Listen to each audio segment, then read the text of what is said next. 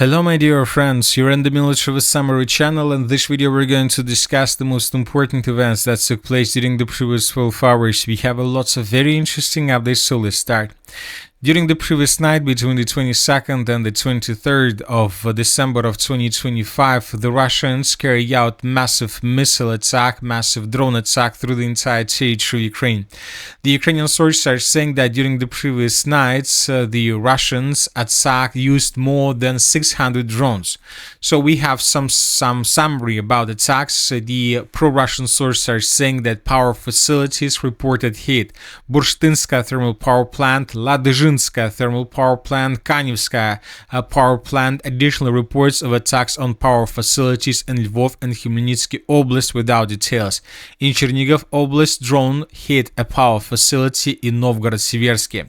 So the Russians carried out a massive drone and missile attack against on the Ukrainian energy facility through the entire territory of Ukraine. And during the previous 12 hours, we received lots of videos, but mostly we received lots of videos about consequences of attack. So as of the moment when I started making this video, I didn't have a map where we might see the approximate roads of Russian drones and missiles that were attacking Ukrainian positions and facilities during the previous 12 hours. I believe that we will receive this detailed map in coming hours, and then we will discuss this map in the evening. And also in the evening we will discuss additional videos and additional details about this massive attack. As of now, we know for sure that currently Ukraine experiences huge problems with power supply. Most likely in coming hours we will see a partial blackout through the entire territory of Ukraine. Now let's go to the situation on the ground and let's discuss the situation along the line of combat contact. And first let's talk about the Odessa region. If you remember, during the previous days the Russians attacked the settlement of Mayagi. More precisely, the Russians were trying to destroy the bridge between the eastern and the western banks of the river of Dniester. And pro-Ukrainian sources published this video this morning or yesterday in the evening, where we can see the consequences of Russian attacks. As you can see, lots of the bridge was heavily damaged. The Ukrainians managed to probably establish some barriers with the purpose not to allow civilian vehicles to get these holes or something like this, but obviously this is not something when we can say that the bridge was repaired completely. The situation here is critical. Furthermore, I would like to remind you that this is not the first situation with the bridge, with the critical bridge. Since the beginning of the special military operation, we used to see the same things in the area of the Antonovsky bridge, in the area of the settlement of Kherson. This bridge was completely destroyed in 2022, and the sources are saying that, not the sources are saying, but we remember that Ukrainians were attacking this bridge with HIMARS missiles, and it took probably 1 or 2 months before Ukrainians managed to destroy the bridge completely. So now we can see the same story. The Russians attacked this bridge with drones, and most likely in coming days or in coming weeks the bridge would be completely destroyed. So for example, this video we received on the 19th of December, and this is the moment when the Russians just began attacking the bridge. The bridge was damaged, but not so critically, as we can see right now according to the latest video we've discussed a minute ago. So the bridge would be destroyed most likely, and I would like to remind you that according to Ukrainian sources, up to 60% of fuel supply of Ukraine goes exactly through this area. Another video published from Odessa region. Here we can see consequences of Russia's attacks on energy facilities and critical infrastructure of Ukraine that took place during the previous days. This is not the consequence of attack during the previous night. The Russians attacked this facility a few days ago, and now we received a full video where we can see the exact situation in this area. So we see that the situation continued deteriorating. Now let's discuss the situation on the ground, and first let's talk about the Zaporozhye direction. During the previous 12 hours we received lots of very important updates, and first I would like to talk with you about the city of Orekhov. During the previous 2 months the Russians reported that they managed to capture the settlement of Mala-Takhmachka, but without showing us proofs, without showing us videos that can confirm this. But today pro-Ukrainian sources published this video where we can see how Ukrainians were attacking Russian soldiers on the territory of the former prison with FPV drones. So this FPV drone attack took place right exactly at this point, and this is probably the first video that confirms that Russians managed to answer the former prison. So we discussed this video just to clarify the line of combat contact. Now let's talk about the eastern Zaporozhye direction. During the previous 12 hours, the most important updates came from the Ukrainian side of the river of Gaichul. The Russians, as you can see, during the previous 48 hours managed to improve their position significantly. Furthermore, according to information we have, according to media, the Russians managed to establish complete control over the settlement by the name of Andreevka. So this village was captured, and this information was announced today by pro-Russian sources. We haven't adjusted the map because this report was published right before we started making this video, so that is why we will adjust the map during the day, during the upcoming day, and in the evening we will discuss everything in details, the village of Andreevka, and we will discuss, of course, the map that most likely would be published by pro-Ukrainian sources regarding missiles attack and drone attacks that took place during the previous 12 hours, during the previous night. Now let's move further and let's discuss the situation in the area of the city of Pokrovsk. As you can see, the map has been adjusted. We adjusted the map because indeed the Ukrainians during the previous 48-72 hours carried out a counter-offensive operation in this direction with the purpose to enter the northwestern part of the city of Pokrovsk, to dig in deeper and to create immediate victory. In this video we can see how Russians were attacking abandoned Ukrainian tank.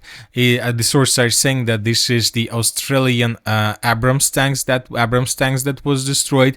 So this episode took place right exactly at this point. The sources are saying that Ukrainians, using a significant number of vehicles, managed to break through Ukrainian defense along M30 road to enter the northwestern part and to land infantry. So most likely in coming days, in coming hours, the Ukrainians will repeat their attempts to get additional reinforcements, additional forces on the territory of the city of Pokrovsk. The Russians see the situation. Of course, the Russians are bombing and attacking positions along the railways that Ukrainians use for the offensive purposes. Furthermore, according to pro-Russian sources, during the previous 12 hours, the Russians managed to improve their positions on the territory of the settlement of Grishna. This information was confirmed by pro-Russian sources. Now let's discuss the situation in the Dobropolye direction. This is another area with offensive operation, but this time the offensive operation was carried out by the armed forces of the Russian Federation. In this video we can see a huge convoy with dozens of vehicles that Russians used for offensive purposes, but as you can see, Russian vehicles were ambushed and most likely damaged or even destroyed with FPV drone attacks. So this episode, this offensive operation took place in the area of this stronghold. Based on this video we have adjusted the map because we believe that Russians managed to get this stronghold, to land infantry and to capture this territory. Most likely the battle for the settlement of Zatishek has begun. Now let's move further and let's discuss the situation in the Konstantinovka direction, where another offensive operation was launched by Russians. According to information we have, according to media, the Russians during the previous 72 hours were trying to answer the settlement of Stepanovka from the southwest.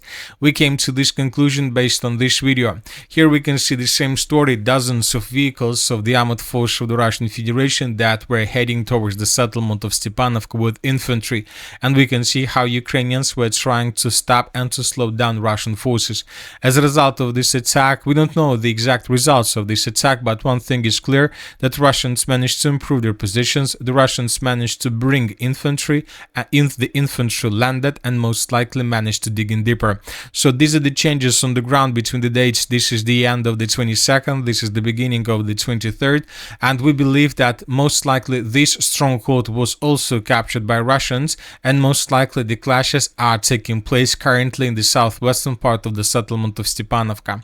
Furthermore, the Russians launched their offensive operation in the area of the village of Berestok from the settlement of Plishevka.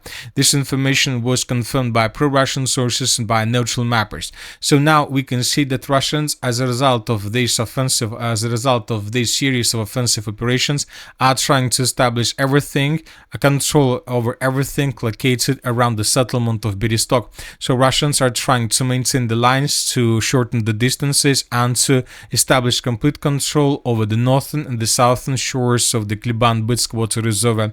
And then from these positions, most likely Russians will try to advance further in the northern direction to attack the city of Konstantinovka from behind.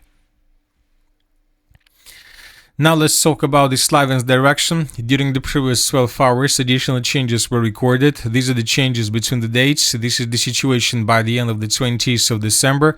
This is the moment when pro-Ukrainian sources confirmed that the city of Seversk was captured by the armed force of the Russian Federation. And starting from this moment, the map began adjusting further and further in the western direction. So these are the changes, and the changes are very huge. And these changes are telling us just about one thing, that Ukrainians are not holding their lines and that Ukrainians are retreating towards the settlement of Raya Alexandrovka. Ukrainians will try to slow down the Russians on the line between Katerinovka, Kriva Luka and Raya Alexandrovka, with the purpose not to allow the Russians to get the Slavyansk power plant, because if Russians take the power plant under complete control, we will see a complete blackout situation for the cities of Slavyansk and Kramatorsk, which will lead to the situation when the population of these two cities would be forced to evacuate themselves from this area towards the mainland. So this is the situation. The Russians are shortening the distance and the Russians are advancing pretty fast. The Kupiansk direction. We haven't received anything from this area, and this is probably the biggest piece of news. I would like to remind you that at the beginning of December, the Ukrainians launched their major counter-offensive operation in this direction before talks in Berlin and in Miami, with one purpose, to get stronger cards before negotiation process. But we see that it's already second day in a row when we haven't received anything. We are not saying that Ukrainians stopped their counter-offensive operation, but saying the truth, I believe that this is the situation due to a critical situation in the Sumy direction and not good situation in the Zaporozhye direction. So the Ukrainians most likely either stopped their Kupiansk counter-offensive operation, or they decided to slow themselves down because they don't have enough of forces to finish the battle for the Western Bank. And this is exactly what the Russians are waiting for. As soon as they realize that Ukrainians have no forces and power to continue a counter-offensive operation, the Russians will strike back. Now let's talk about the Kharkiv direction. This morning, the group of forces north confirmed that the settlement by the name of Prilipka was captured by the armed forces of the Russian Federation. So these are the changes on the ground between the dates. So this is the end of the 20th of December, this is the 21st of December, this is the 22nd, when the Russians reported about control over the settlement of Vilcha, and this is the beginning of 23rd. The Russians improved their positions around Prilipovka. So now the Russians managed to get the river of Seversky Donets, and most likely now they will continue offensive operation further in the southern direction along the eastern bank through this huge forest until they get the Pechenegi water reservoir, and then from these positions they will try to attack the settlement of Bely Kolodets. So they will try to outflank this dense network of the fortifications and basically to attack Ukrainian positions in this area from behind. So the Kharkiv offensive operation is also intensifying. So the situation is very difficult for the armed forces of Ukraine, during this period of time. The Ukrainians are trying to counter-attack, and today we received the report that Ukrainians attacked an oil refinery in the area of the settlement of Budyonovsk. So they're trying to do everything they can with the purpose to get stronger cards, but it seems that the situation is too difficult right now. And that's it for the short video. Military with Summary channel reminds we condemn any violence in the world. Thank you for watching. Subscribe to my channel, put your likes, join my Patreon, and have a good day. Bye bye.